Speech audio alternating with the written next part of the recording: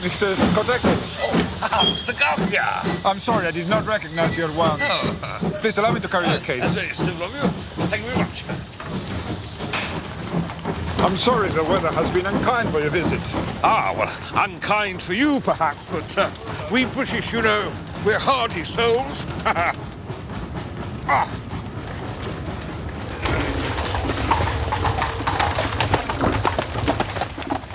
The county of Surrey is particularly interesting as far as maps are concerned.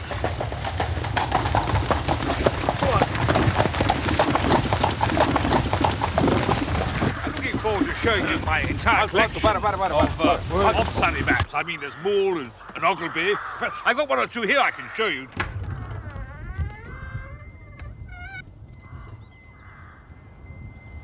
He used to draw. I've got one or two.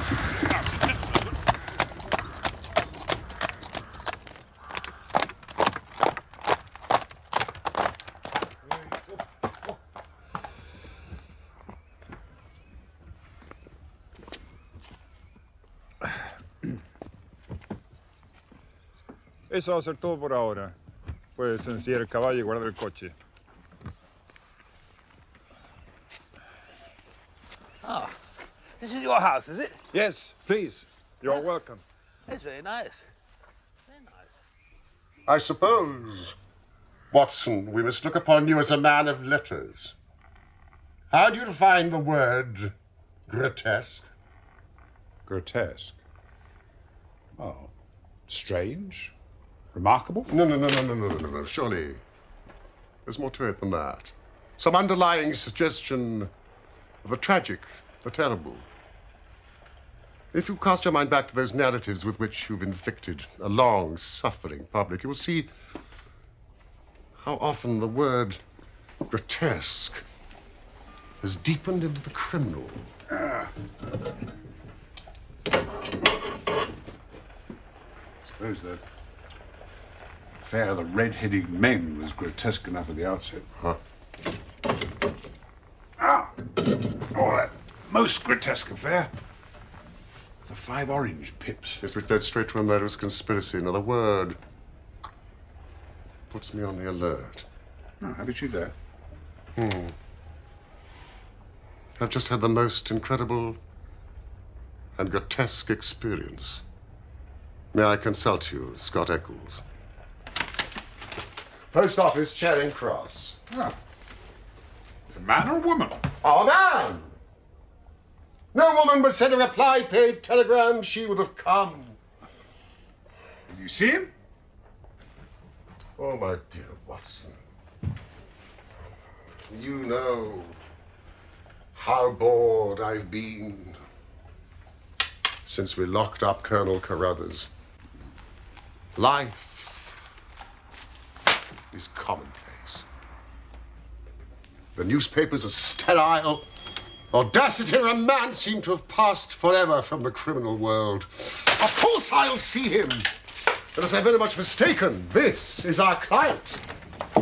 Mr. Holmes. Thank you, Mrs. Hudson. Well, are you Mr. Holmes? Certainly. Yes, Mr. Holmes, I have just had a most singular and unpleasant experience. Really? Yes, never in my life have I been subject to such embarrassment and been placed in such a position.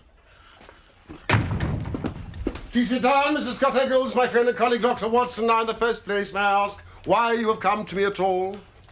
Well, sir, it didn't appear to be a matter which concerned the police. Yet, when you've heard the facts, you must admit I couldn't just leave it where it was. Now, private detectives, they're a class with whom I have no sympathy. Sit! Mr. Scott Eccles.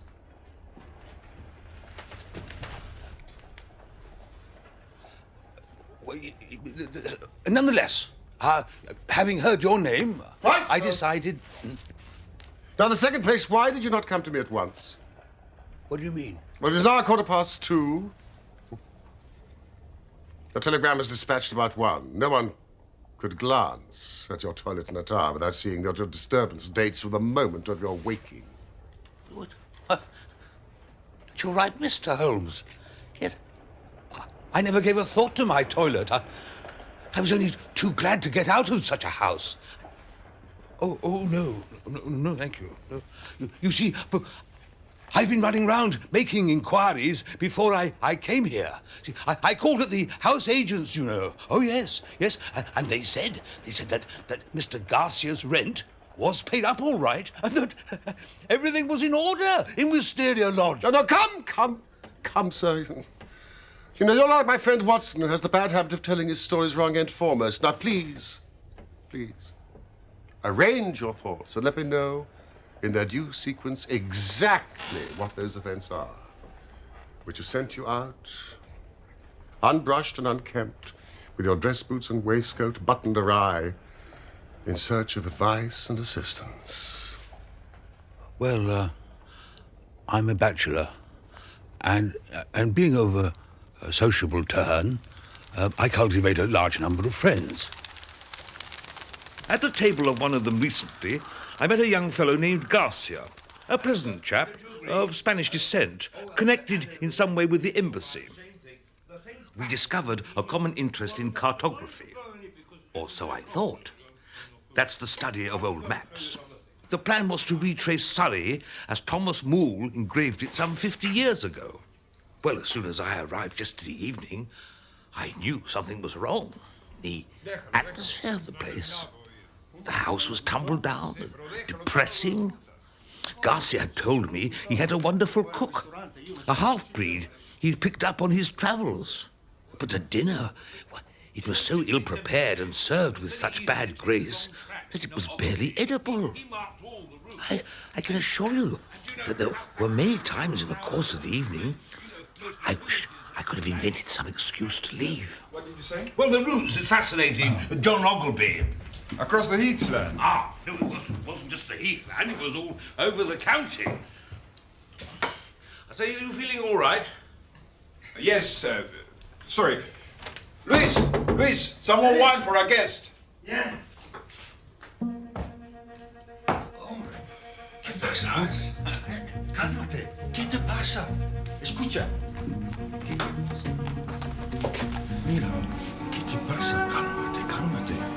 Sí. Está llamando la atención. Entonces, espera.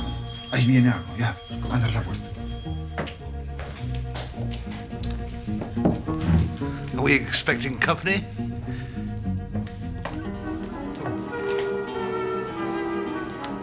I would like a drink of that, if it's possible.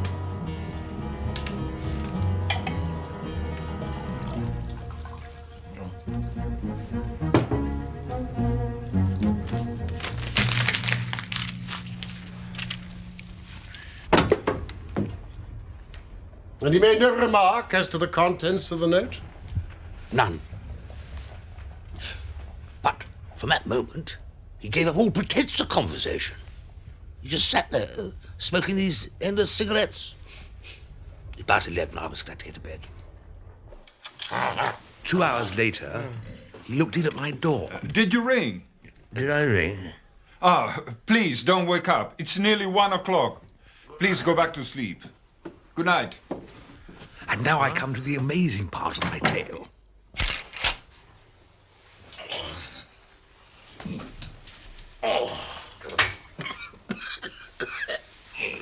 When I woke, it was broad daylight, nearly 9.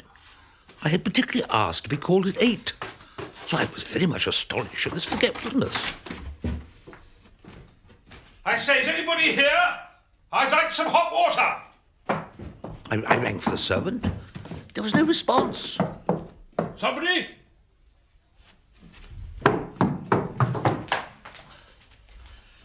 I say, is there a servant available?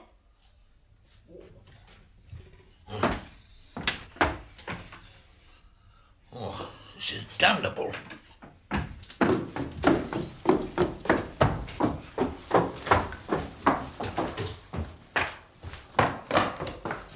I went from room to room. All were deserted. Even my host's room. The bed had never been slept in. Foreign host, foreign footman, foreign cook, all vanished in the night. Your experience is, so far as I know, perfectly unique. Now, what else can you tell me? Well, I was furious. I packed my bags and I banged the front door behind me and I set out for Esher. And then I called at Allen Brothers, the land agents, and found it was from them that the villa had been rented. Rented? Well, you see, I couldn't believe that they'd gone simply to make a fool of me. I thought, you know, it must be the rent. But I was wrong. See, the agent thanked me for my warning, but said that the rent had been paid in advance. By the Spanish embassy, I imagine. I called at the Spanish embassy. The man is unknown to them. I also asked my friend who introduced us, and he seemed to know less about Garcia than I did. Now, this house. Wisteria Lodge.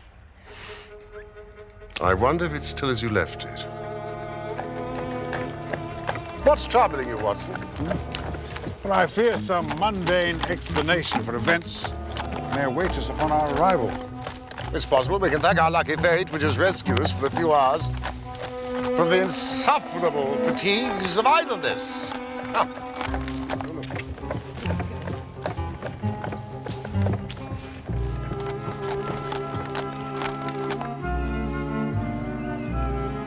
This gentleman recommends the Bull in the village. That's if we're to stay overnight. I asked him if he knew Garcia or his servants. Did he? No. Nothing unusual about the outside. Let's see what the interior holds for us. I don't suppose we can be charged with housebreaking, can we?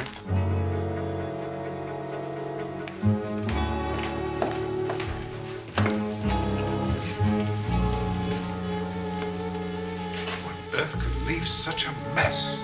Yes, indeed.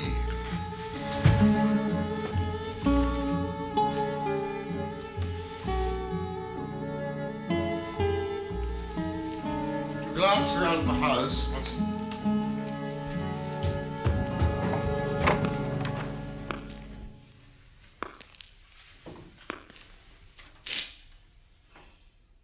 Mr. Holmes.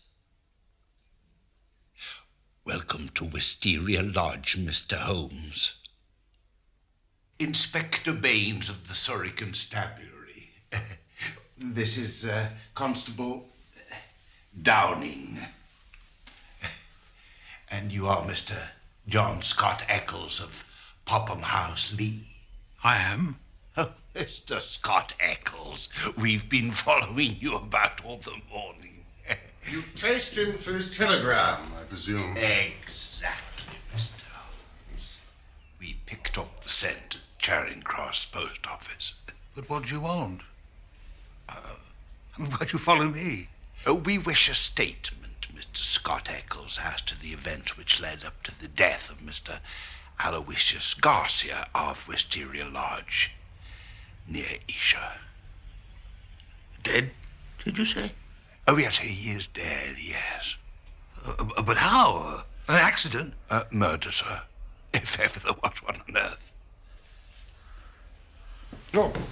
Oh, God, this is awful. And you don't mean that I'm suspected? Well, sir, your note was found on the dead man's body. And from it we learned that you had planned to stay here in this house last night. So I did. Oh, you did you? Wait. Baines, I mean, surely all you need is a simple statement.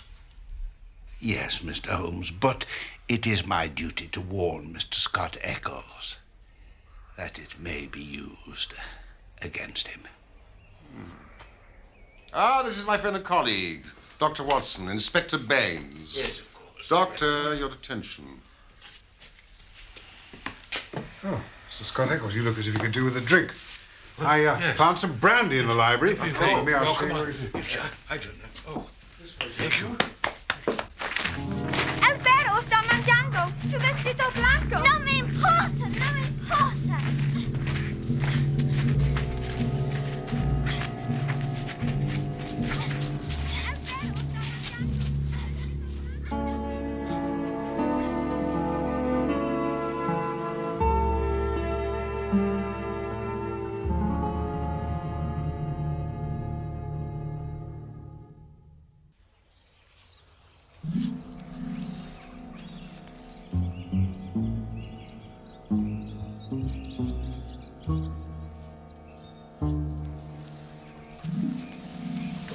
I can assure you, Inspector, that, you know, every word I've said, it is the truth. I'm bound to say, Mr. Scott Eccles, that everything you've said does agree with the facts as they've come to our notice. For example, the note that arrived during dinner. Mr. Scott Eccles, what became of the note? Well, Garcia rolled it up and threw it in the fire. What do you say to that, Baines? It was a dog grate, Mr. Holmes. He overpitched it. I found this unburnt at the back. You must have made a very careful examination of the house to find a single pellet of paper. Oh, I did, Mr. Holmes, I did. It's my way. The note's written on ordinary cream-laid paper with a watermark. It's a quarter sheet. The paper's cut off in 2 snips with the short-bladed scissors. It's been folded twice and sealed with scarlet wax. It's addressed to Mr. Garcia, Wisteria Lodge. And it says, our own colours, green and white. Green open, white shut. Main stairs, first corridor, 7th right. Green bays. Godspeed. D. It's in a woman's writing, done with a very sharp-pointed pen. But the address is either done with a different pen or by someone else, because it's thicker and bolder, as you may see, Mr. Holmes. It's a remarkable note. I really must congratulate you on your attention to detail. There are a few trifling points which might perhaps be added. The seal is a sleeve link. What else is of such a shape? The scissors were bent, nail scissors. Short as the 2 snips are, you can distinctly see the slight curve in each. Oh, I thought I'd squeezed it dry, Mr. Holmes. But I see there was some still left over after all. I'm bound to say that I make nothing of the note, except that something's on hand and woman, as usual, is at the bottom of it. Oh. Well, I'm very glad you found the note, Inspector, because it corroborates my story. But, you know, I do beg to point out that I haven't yet heard what has happened to Mr. Garcia, or what has become of his household. As for Mr. Garcia, well, that's easily answered. He was found dead on Oxshott Common this morning. His head had been beaten to a pulp by a sandbag, or some such object, which crushed rather than wounded. Apparently, he'd been first struck down from behind, but his assailant went on beating him long after he was dead. It was a very furious assault.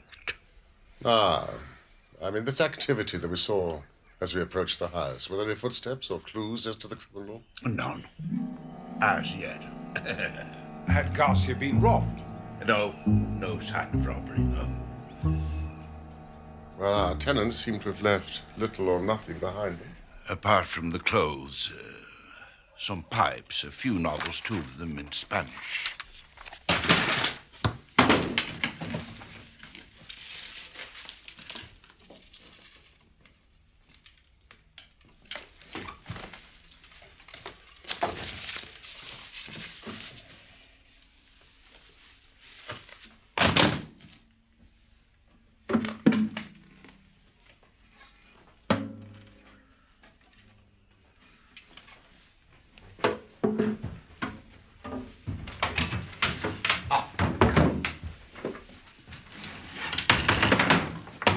One of them is missing.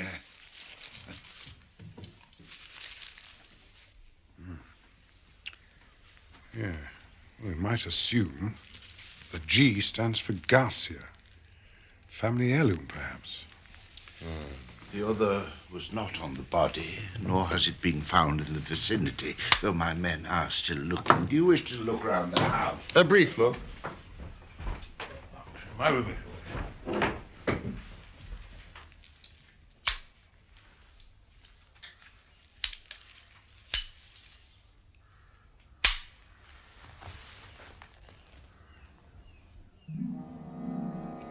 Holmes.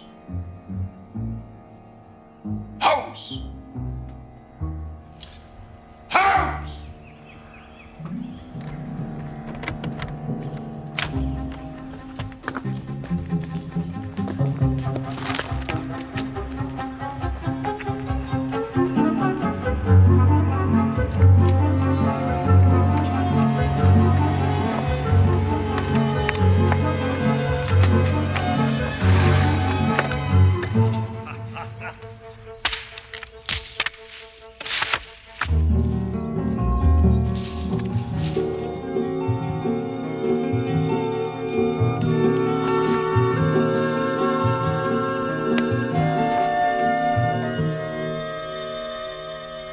Watson!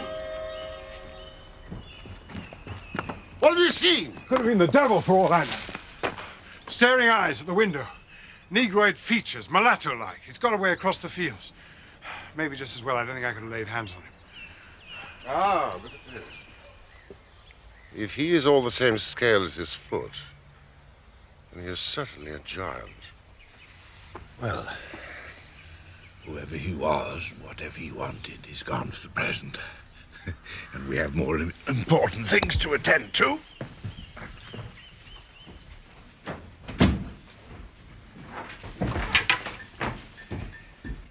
Downing, you stay here.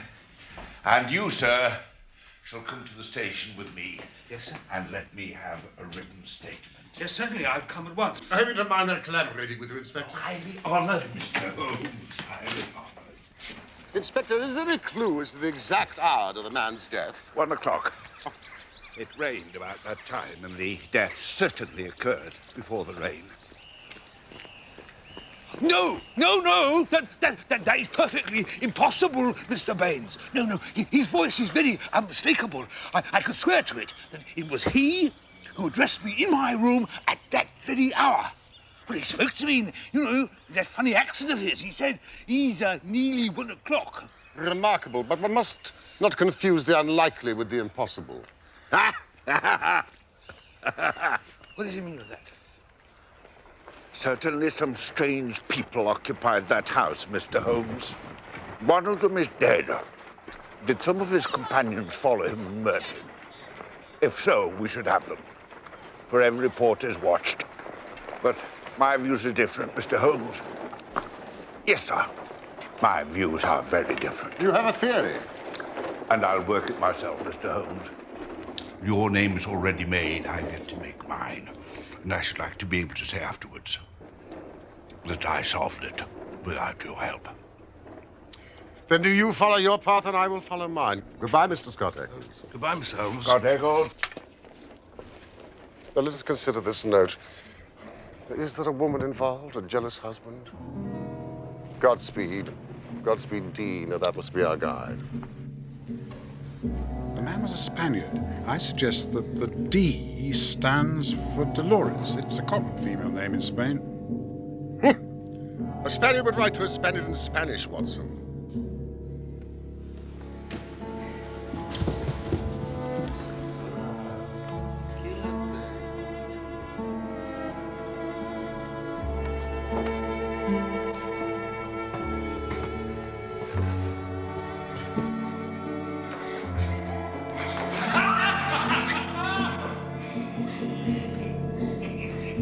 Siéntete.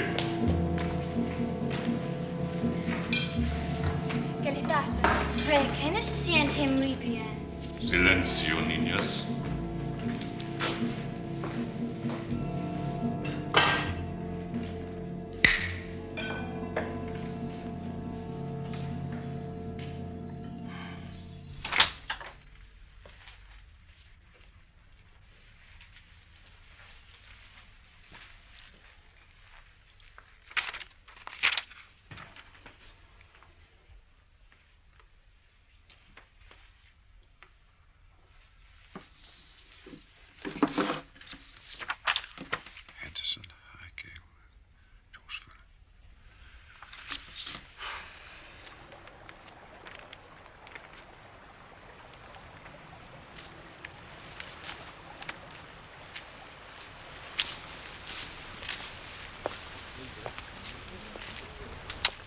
Mr. Holmes, look what I've found in a gorse bush. Excellent.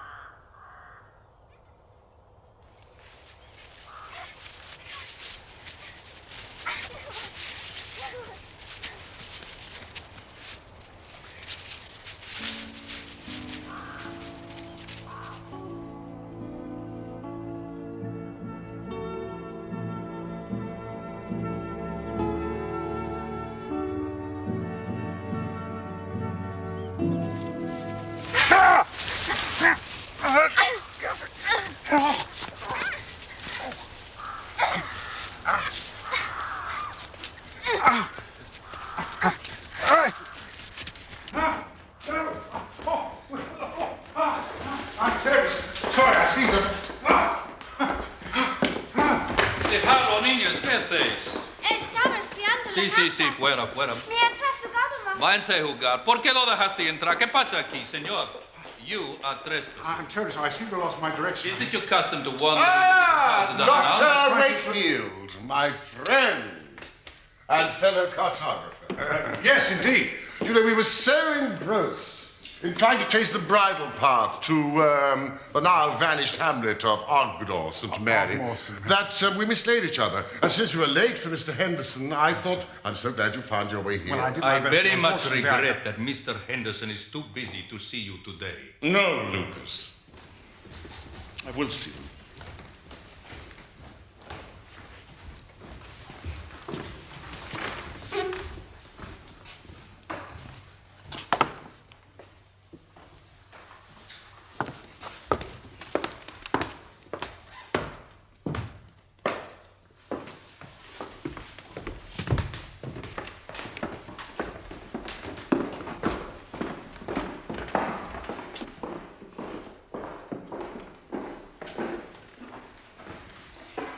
Gentlemen.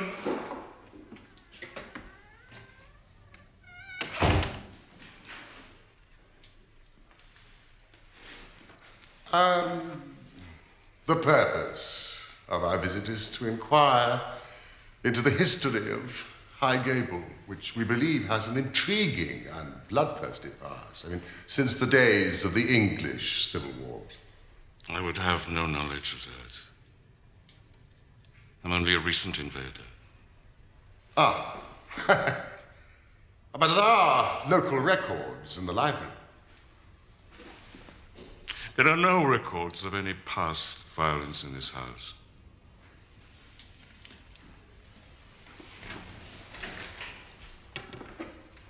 I see.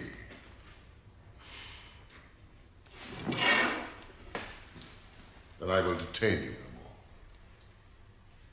Good day.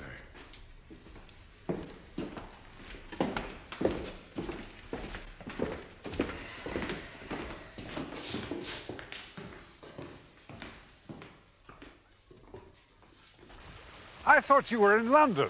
For the morning only. Well, with your usual reluctance to confide your thoughts to me, I exercised my own mind in the matter. You'd circled two names on your list, Henderson and High Gable. Well, the others are prosaic, respectable people, far aloof from romance. But this man, Henderson, he's a very singular creation. Yes, indeed.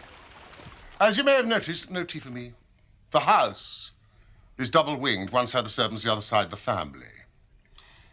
There is one single connecting door for the Henderson family meals. Oh, you sure you couldn't observe all that in the short time we were there, Holmes? Ah, there are no better instruments for gossip than discharged servants, and I was lucky enough to find one who had been sacked by his imperious master, Henderson, in a fit of violent temper. Now, the Henderson girls whom you encountered have a governess, a Miss Burnett, an Englishwoman. Here is a very singular fact. She has not been seen since the night of the murder. She has utterly vanished. I've seen her. Of course! I've seen her, and she is alive. I saw her at the window at High Gable. My God, a prisoner. She slipped my mind. The moment those awful gorgons descended upon me. She is alive. I've seen her.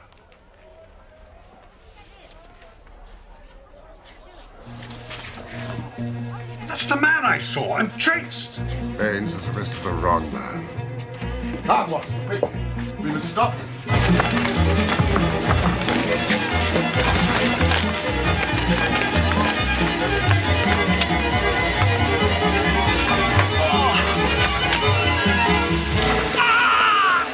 Is he the murderer? Did he kill the Spaniard on the common? Where did you capture him? This man is the murdered man's cook who disappeared on the night of the crime. We believe there were valuables left in the house and that their abstraction was the motive. The man had been seen in the vicinity of the house once before. The second time, subdue him, Higgins, blanket. The second time we left an ambuscade for him.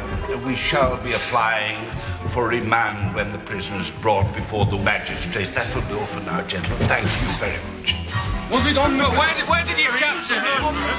Baines, I am not convinced that you are on the right line. Mr. Holmes doesn't want you to commit yourself too far unless you're sure.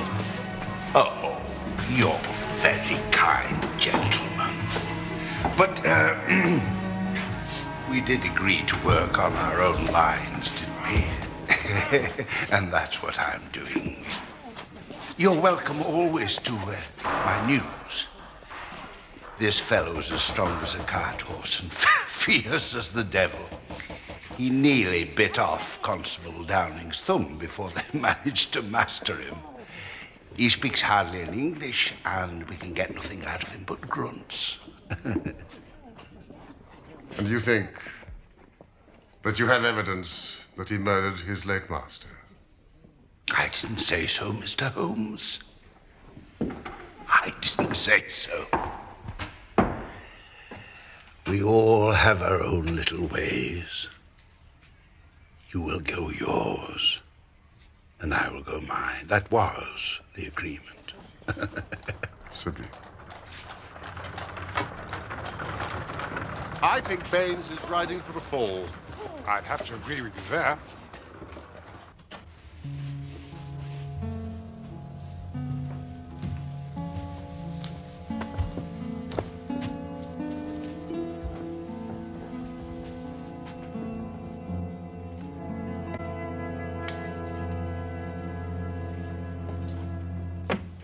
You appreciate our difficulty, Watson.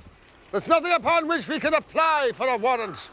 And with our worthy inspector making his arrest, our theory would seem fantastic if laid before a magistrate. And yet you think the lady is in danger of her life? Yes, I'm sure of it, Watson. Therefore, we must take the law into our own hands.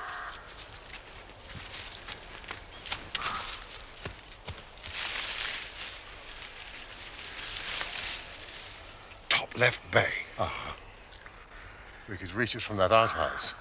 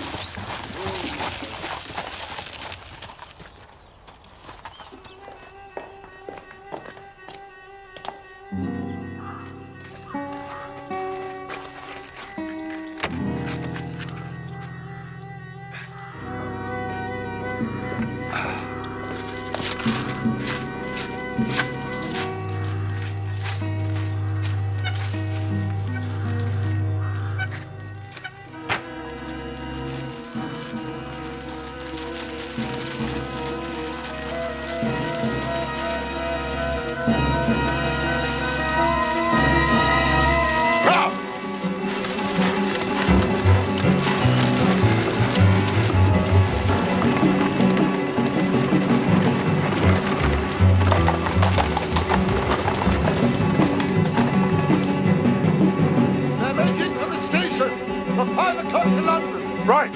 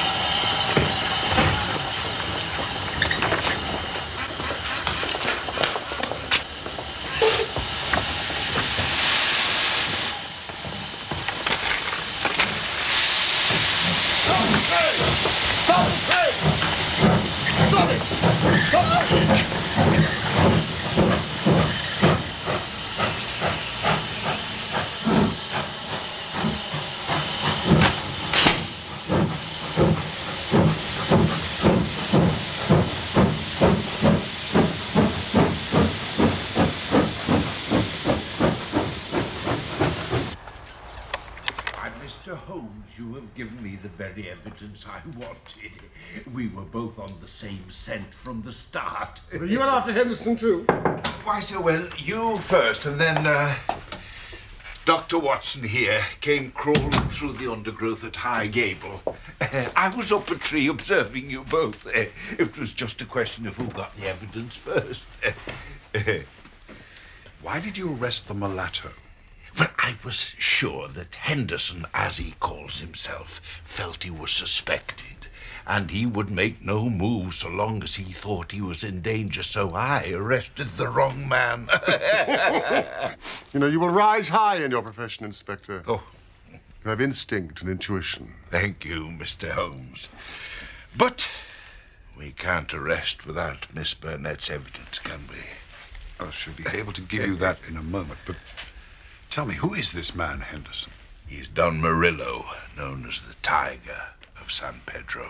One of the most dangerous men out of Central America. Oh, indeed. A most lewd and bloodthirsty tyrant. Who imposed his odious vices upon a cowering people for almost 12 years.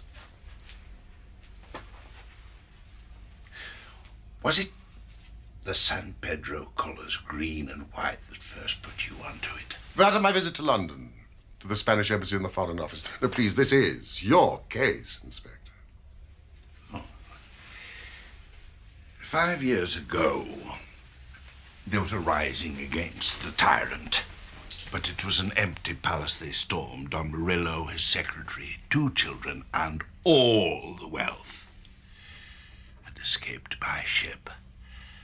And from that moment, they disappeared from the face of the earth. His identity has been a subject of constant comment in the European press. We discovered him a year ago. Miss Burnett. How came you into this matter, Miss Burnett?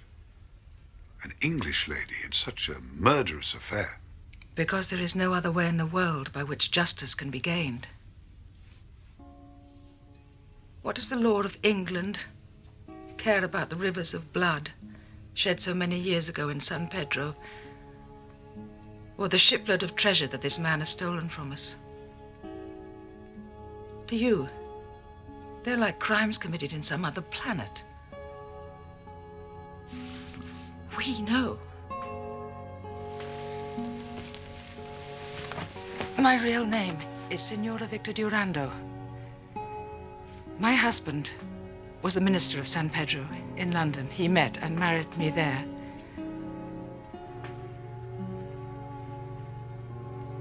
A nobler man never lived upon the earth. Unhappily, Murillo heard of his excellence and recalled him on some pretext and shot him by a stroke of premonition. My husband had refused to take me with him. Then came the downfall of the monster. He escaped, as you have described, but the many whose lives he had ruined, whose loved ones had suffered torture and death at his hands, would not let the matter rest. We banded ourselves into a society which would never be dissolved until the work was done. It was my part to attach myself to his household and keep the others in touch with his movements. I secured the position as governess.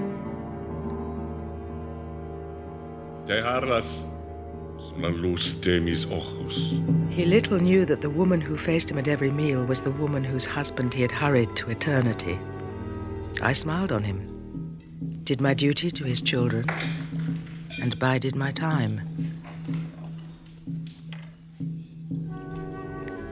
An attempt was made in Paris and failed. We zigzagged here and there swiftly over Europe to throw off our pursuers, and finally returned to High Gable.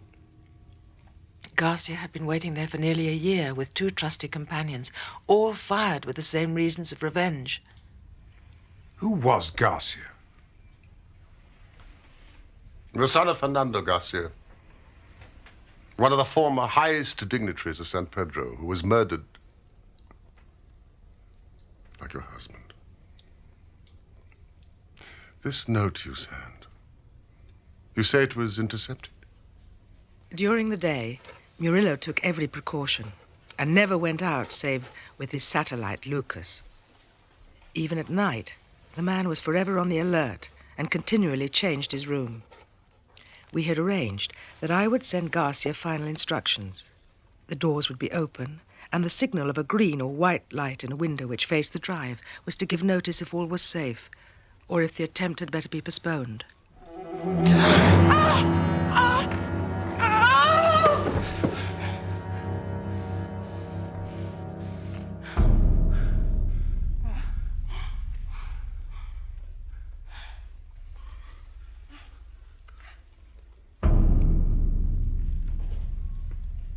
To whom are you writing this letter? Which describes, it would seem, the room in which I intend to sleep tonight. Who is your confederate? Who is your confederate? What is your real name, Miss Burnett? My name is Durando. Durando's widow. My house. Looking after my children. Déjame matarla ahora, traidor. Oh, Mr. Garza, no podríamos escapar las consecuencias. You can kill me now.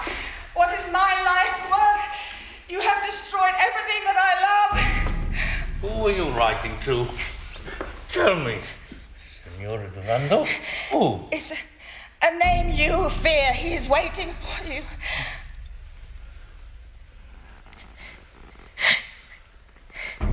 Garcia? Garcia. Garcia. ¿Dónde? ¿Dónde? Wisteria Lodge. He's waiting to dispatch you to hell. You fiends. I knew the boy well. His father was once my dearest friend. You murdered him. He betrayed me. And so did your husband.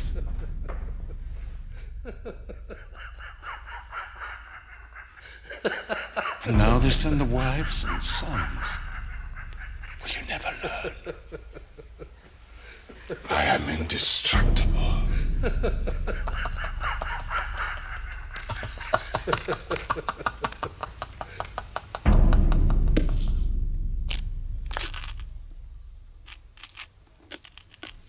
At first, they were of a mind to let him enter the house and kill him as a detected burglar. But they feared the inquiry might publicly expose them.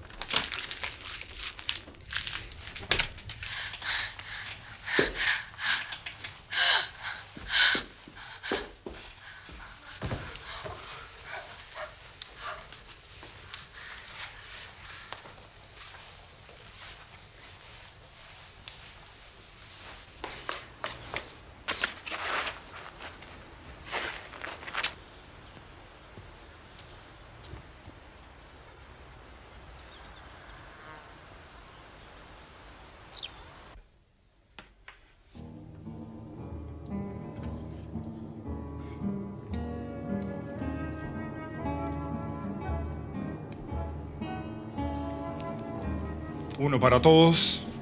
Todos para uno.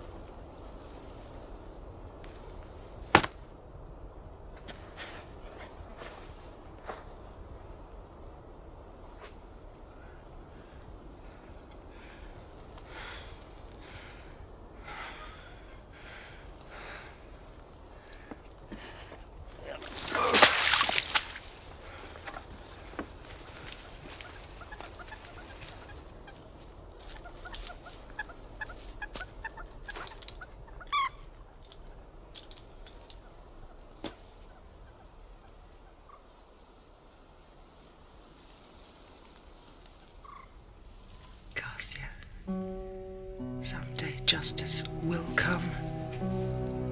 That is as certain as the rise of tomorrow's sun.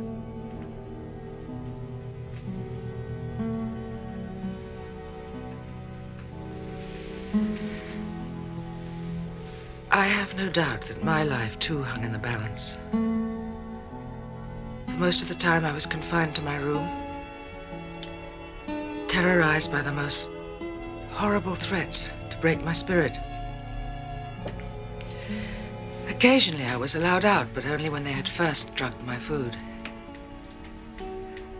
And it was in this state that you found me at the station. And thanks to this good man,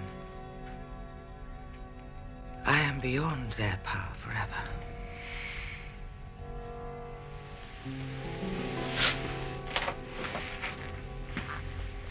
Well, Inspector, our police work is done, but our legal work begins. Exactly, Mr. Holmes, yes. Garcia's death in the hands of a plausible lawyer could look like an act of self-defense. Well, I think better of the law than that.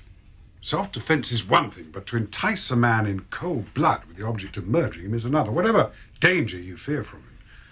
I think we shall see justice done at the next Guildford Assizes. Of course, you have released the mulatto. Yes, sir, he's a free man again.